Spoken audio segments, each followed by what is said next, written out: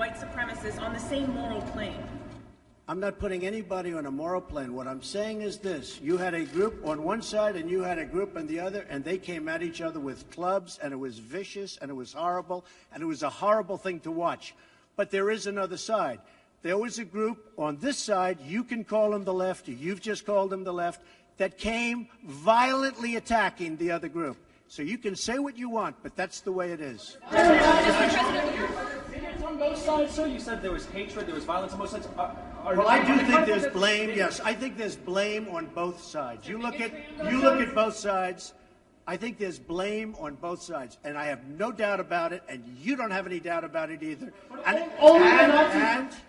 And if you reported it accurately, you would say.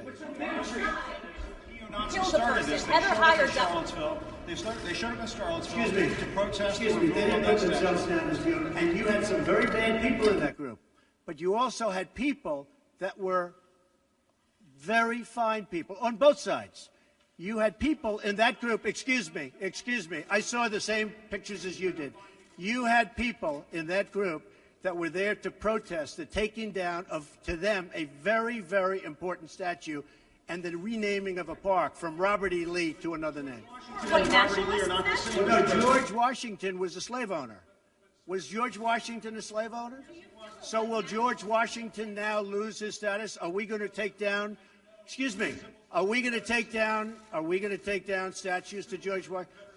How about Thomas Jefferson? What do you think of Thomas Jefferson? You like him? Okay, good. Are we going to take down the statue? Because he was a major slave owner. Now, we're going to take down his statue.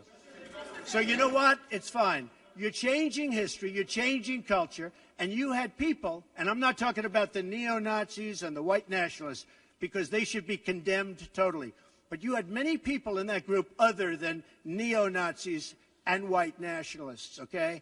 And the press has treated them absolutely unfairly. Now, in the other group also, you had some fine people, but you also had troublemakers, and you see them come with the black outfits and with the helmets and with the baseball bats. You had a lot of bad people in the other group too. Who was treated unfairly, sir? I'm sorry, I just didn't understand what you were saying. You were saying the press has treated white nationalists unfairly? No, I just didn't understand what you were saying. No. There were people in that rally, and I looked the night before.